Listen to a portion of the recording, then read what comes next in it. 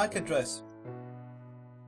Each network card, whether it's Wi-Fi card or wired card, it has a physical static address assigned by the card manufacturer called the MAC address, Media Access Control. This MAC address is actually written on your card and it's physical, so it never changes. For your card, for your specific card, for example, for your Wi-Fi card, it will never change. It will always be the same. The MAC address is used between devices to identify each other and to transfer packets in the right direction.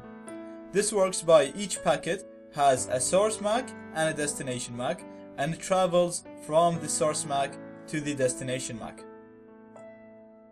Now, because the MAC address is static and it never changes, it can be used to trace you back and to identify your device. Also, since devices use MAC address to identify each other, so for example, you'll have some networks that only allow certain MAC addresses to connect to the network. They use a whitelist, or they can use a blacklist and blacklist your MAC address so that you cannot connect to that network. So changing your MAC address can help you either connect to the network by changing your MAC address to one that's in a whitelist, or it could let you bypass blacklists. So, as I said, it's physical and static, so the only way to change the MAC address is to change it in the RAM. So it will only be changed for this session. Once you restart your device, you have to change it again. So to do this, it's very simple. We're going to use a tool called MAC Changer. So let's see how we do that. So first of all, to get your Wi-Fi card name, just type in iwconfig, and it will show all wireless cards you have. So here ETH0 has no wireless extensions, and same with LO. And we can see that LAN 0 is my wireless card. So I'm just gonna disable the wireless card. So ifconfig LAN 0 down, that's to disable the wireless card. Now we're going to change the MAC address. We're gonna use a tool called MAC Changer. So always with these tools, it's always a good idea to look at the help. So if you just go on MAC Changer, help, we'll see all the options that we can use with this tool. So you can use help and version to show the version, and help, show to show your current MAC address, E, so that it doesn't change the vendor bytes, it doesn't change the manufacturer of the MAC address. So another is just to try a random vendor MAC of the same kind. A is just to set a random vendor here, the capital A. P will reset to the original permanent MAC address. So if you change your MAC address and you want to use the old one, you can use P.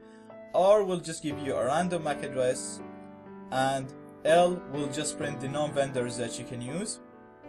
And M, actually, it'll help you pick your own MAC address. So you can, if there is a whitelist, and I'll show you how you can see all connected devices. So if your target network, you can see there's, for example, 3 devices connected, and this network only allows these 3 devices connect. So you can just take one of those MAC addresses and change it and use it yourself, and then try to connect, and it will allow you to connect. So let's see how we change the MAC address. We're going to use MAC Changer again, and I'm just going to use random to set up a random MAC address, and then we'll put the device name, which is LAN 0.